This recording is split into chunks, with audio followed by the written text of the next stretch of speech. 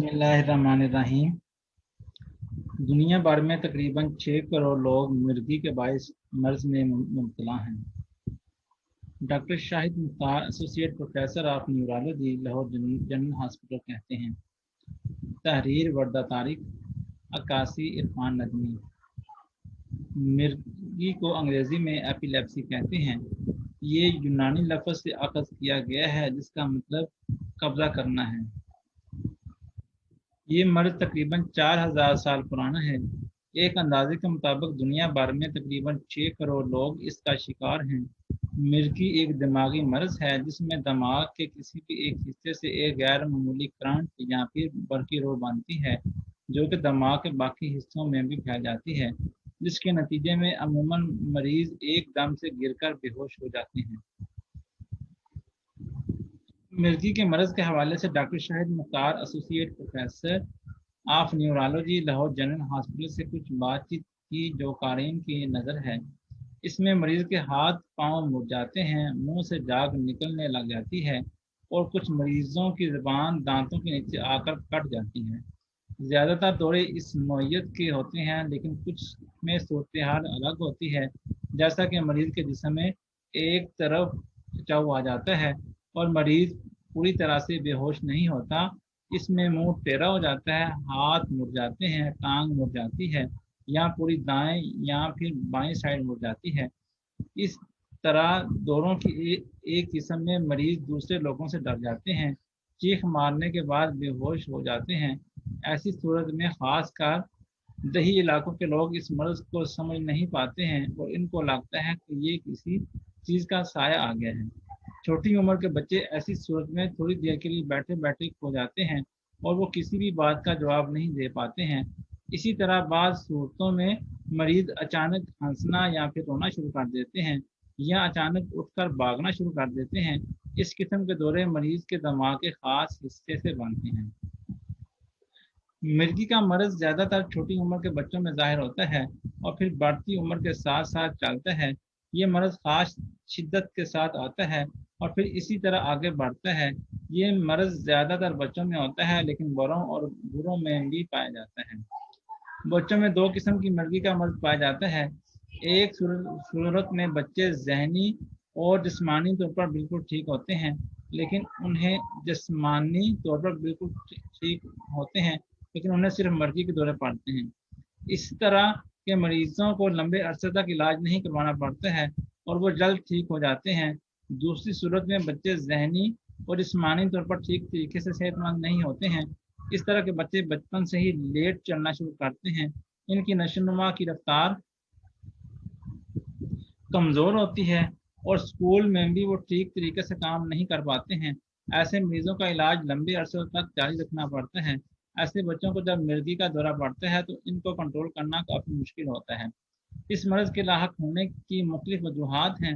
ज़्यादातर मरीजों तकरीबन 60% के दिमाग में बरकी रो बनती है जब जो कि बाकी हिस्सों में फैल जाती है और फिर मिर्गी का दौरा पड़ता है।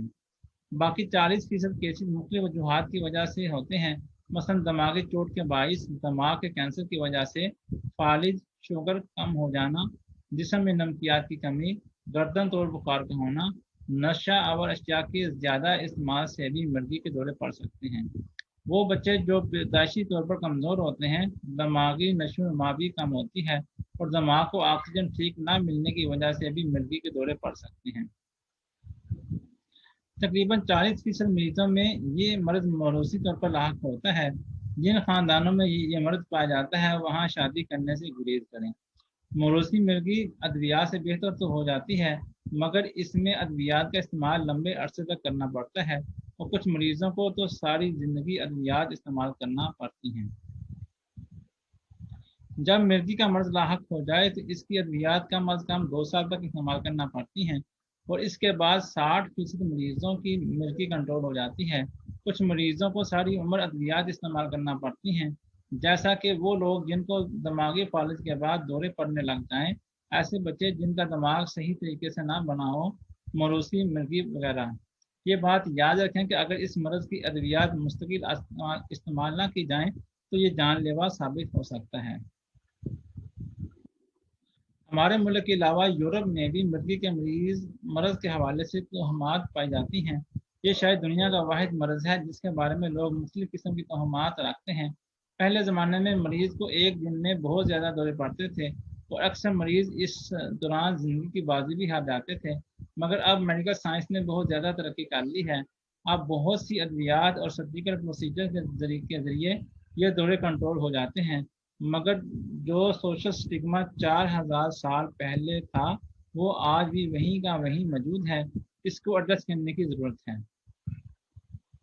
اس دورے کا دورانیہ عموماً 1 منٹ سے کم ہوتا ہے، لیکن اس کے ساتھ منسلک سوشل سٹگما ساری عمر ساتھ رہتا ہے۔ آپ سوچیں مرگی کی خاتون مریضہ کو ایک اچھے رشتے کے لیے کس قدر مشکلات کا سامنا کرنا پڑتا ہے۔ اس مرض کے حوالے سے عوام میں آگاہی بیدار کرنے کی ضرورت ہے۔ اگر دیکھا جائے تو زیادہ تر مریضوں کو ایک مہینے یا سال میں ایک مرتبہ دورہ پڑتا ہے۔ مرگی کے مریض سے آپ ایک بار بات کر کے دیکھیں، اس کو مرض سے اتنی تکلیف نہیں ہوگی جتنی کہ لوگوں کے رویے سے پریشانی ہوگی۔ ایسے لوگوں کو آپ سب کی سپورٹ کی ضرورت ہے۔ 90% مریض ادویات سے ٹھیک ہو جاتے ہیں۔ اس کی ادویات کا استعمال نہیں چھوڑنا چاہیے۔ اگر ادویات چھوڑ دی جائیں تو مریض کی حالت واپس خراب ہو جاتی ہے۔ کچھ مریض ایسے ہیں جن کی مرگی دماغ کے کسی خاص حصے سے بنتی ہے۔ ایسے مریضوں کے دماغ کی سرجری کی جاتی ہے یا مزید کچھ پروسیجر سے ان کا علاج کیا جاتا ہے۔ اب تو میڈیکل سائنس نے بہت ترقی کر لی ہے۔ بعض دوروں کی صورت میں خاص ڈیوائسز لگائی جاتی ہیں جن کی وجہ سے ان کو کنٹرول کیا جا سکتا ہے۔ مرگی کے مریض کے دورے اگر کنٹرول میں نہ ہوں تو ہم اسے ڈرائیو کرنے سے منع کرتے ہیں، کیونکہ ایسی صورت میں مریض کی جان جانے کا خدشہ زیادہ ہوتا ہے۔ ایسے مریض نارمل زندگی گزار سکتے ہیں۔ نیند کا بھی خاص خیال رکھنا چاہیے، کیونکہ نیند کی کمی بھی دورے کا باعث بن سکتی ہے۔ خوراک کی کمی اور ڈپریشن بھی دورے کا باعث بن سکتے ہیں۔ اسی طرح تیز روشنی بھی مریض کے لیے مضر ثابت ہو سکتی ہے۔ خواتین مریضوں میں خاص ایام کے دوران دورے کے چانسز زیادہ ہوتے ہیں، اس لیے ان دنوں میں ڈاکٹر سے مشورہ کر کے ادویات ایڈجسٹ کر لینی چاہیے۔ دوران حمل بھی ایسی خواتین کو ڈاکٹر کے مشورے سے ادویات کا استعمال کرنا چاہیے اور ان کے کہے بغیر دوائی بند نہیں کرنی چاہیے۔ اکثر خواتین سوال کرتی ہیں کہ بچے کو فیڈ کروانے کے عرصے کے دوران کیا وہ ادویات استعمال کر سکتی ہیں یا اس سے بچوں کو کوئی نقصان تو نہیں ہوگا۔ اس کا جواب ہے کہ وہ ادویات استعمال کر سکتی ہیں اور بچے کو ان کے استعمال سے کوئی نقصان نہیں ہوگا۔ دورے کی صورت میں مریض کو فوراً لیٹا دینا چاہیے، بائیں کروٹ پر لیٹا دیں۔ اگر دورے کا دورانیہ 1 منٹ سے تجاوز کر جائے تو اسے فوراً قریبی ہسپتال لے جائیں۔ خود سے دوائی دینے کی کوشش مت کریں، کیونکہ ایسی صورت میں دوائی کا سانس کی نالی میں جانے کا خدشہ ہوتا ہے۔ 1830 تک امریکہ کی کچھ ریاستوں میں ان مریضوں کا داخلہ عوامی مقامات پر بند ہوتا تھا، پھر آہستہ آہستہ اس پابندی کو ختم کیا گیا۔ ایسی مریضوں کو ایک بات ذہن نشین کر لینی چاہیے کہ انہیں دوائی کا ناغہ کسی صورت بھی نہیں کرنا چاہیے۔ مریض کو اگر بخار، گلا خراب، نزلہ زکام ہو جائے تو اس کو مرگی کی ادویات ترک نہیں کرنی چاہیے۔ اللہ حافظ۔